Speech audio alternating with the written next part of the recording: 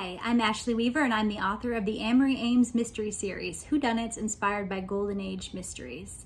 Amory and her husband Milo have had to deal with murder and mystery in the secluded English countryside, in the heart of Paris, and even in Prohibition-era New York.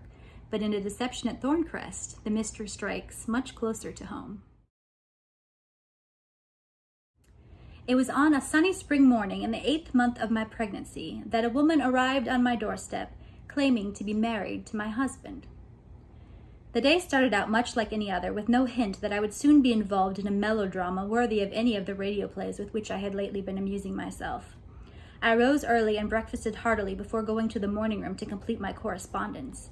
My husband Milo was in London for the weekend, tending to some business with our solicitor, and I was taking advantage of the solitude to catch up on my letter writing. A brief clearing of the throat drew my attention from the letter. I looked up to see Grimes, our butler, standing in the morning room doorway. "Excuse me, Mrs. Ames," he said. "Yes, what is it?" He hesitated, and that was the moment I knew something must be amiss. The butler was normally the epitome of unflappable professionalism, but I could tell he was doing his utmost to remain composed. That didn't seem to bode well for whatever he was about to say next, and I felt a brief surge of alarm that something might have happened to Milo, before Grimes's next words put me more at ease. "There is a young woman here." The words trailed off, and I waited for him to continue, wondering at his uncharacteristic reticence.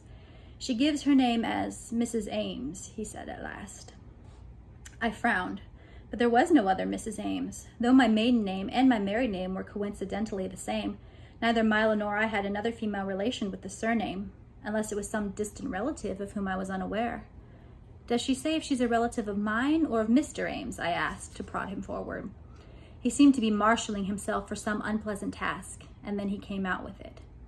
"She claims to be Mrs. Milo Ames, madam." I blinked. Surely he had misspoken. He did not correct himself, however, and I realized that he meant what he said. "Mrs. Milo Ames," I repeated after a moment of heavy silence. "Yes, she's come looking for Mr. Ames, her husband."